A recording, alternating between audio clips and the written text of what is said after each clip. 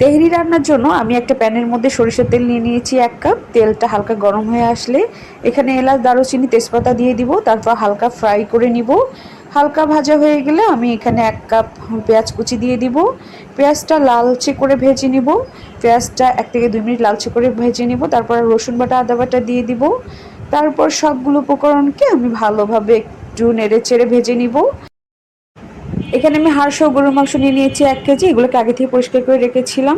গরুর মাংসগুলোকে মশলার মধ্যে দিয়ে দিব। তারপর এটাকে হালকা কষিয়ে নিয়ে এখানে আমি জয়ফল, জয়ত্রী দিয়ে দিব আর কয়েকটা কাঁচামরিচ ফালি করে কেটে দিব। লবণ স্বাদ মতো দিব। কিছুক্ষণ কষিয়ে নিব আবারও 2 থেকে 3 মিনিটের মতো। তারপর এখানে টক দই দিব 1.5 কাপের মতো। আমি সবগুলোকে 20 থেকে 25 মিনিটের জন্য কষিয়ে নিয়ে ঢাকনা দিয়ে ঢেকে দিব। কিছুক্ষণ পরে ঢাকনাটা তুলে নিয়ে এখানে 2 কাপের মতো পানি অ্যাড করব। আমি এখানে কাঁচা পানি অ্যাড করেছি, আপনারা চাইলে গরম পানিও অ্যাড করতে পারেন। তারপর পানি দিয়ে আবারও আমি এটাকে ঢেকে দিব। এভাবে আবারও আমি 5 থেকে 10 মিনিট রান্না করব মিডিয়াম হিটে। তারপর সেদ্ধ হওয়া পর্যন্ত অপেক্ষা করব। কিছুক্ষণ পরে ঢাকনাটা তুলে ফেলবো। আপনার মাংসটা যদি ভালো কষানো হয় সেটার উপরে তেহেরির টেস্টটা নির্ভর করে।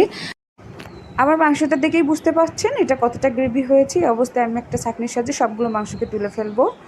তারপর এখানে আমি চালটা দিয়ে দিব। এখানে আমি 600 গ্রাম চিনি গুঁড়া চাল নিয়ে নিয়েছি। এটাকে 4 থেকে 5 মিনিটের মতো ভেজে নিব। ভেজে নেওয়া হয়ে গেলে এখানে আমি গরম পানি অ্যাড করব। এখানে আমি 6 কাপ গরম পানি অ্যাড করেছি। তারপর হালকা বয়েল চলে আসলে এখানে আমি গুঁড়ো দুধ আর লবণ স্বাদ মতো দিয়ে দিব। তারপর একটু নেড়ে চেড়ে নিয়ে এখানে আমি আস্ত কাঁচামরিচ দিয়ে দিব, কিশমিশ দিয়ে দিব।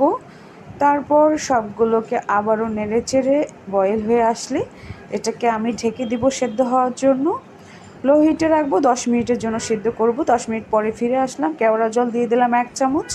তারপর এটাকে আমি নেড়ে এখানে আমি গরুর মাংসগুলো দিয়ে দিব। গরুর মাংস সহ চালটাকে আমি 2 থেকে 3 মিনিটের মতো কষিয়ে নিব। তারপরে এটাকে সেদ্ধ হওয়ার জন্য লো হিটে রেখে দিব 10 থেকে 15 মিনিটের মতো। প্যানের ছিদ্রটাকে আমি একটা টিস্যুর সাহায্যে বন্ধ করে দিয়েছি। 10 থেকে 15 মিনিট পরে ঢাকনাটা তুলে নিলাম। এখন আমার তেহরিটা রেডি হয়ে গিয়েছে। দেখে বুঝতে পাচ্ছেন এটা কত ঝরঝরে হয়েছে। আর এখন এটাকে আমি গরম গরম পরিবেশন করব। কেমন লাগলো আজকের ভিডিওটি অবশ্যই কমেন্ট করে জানাবেন।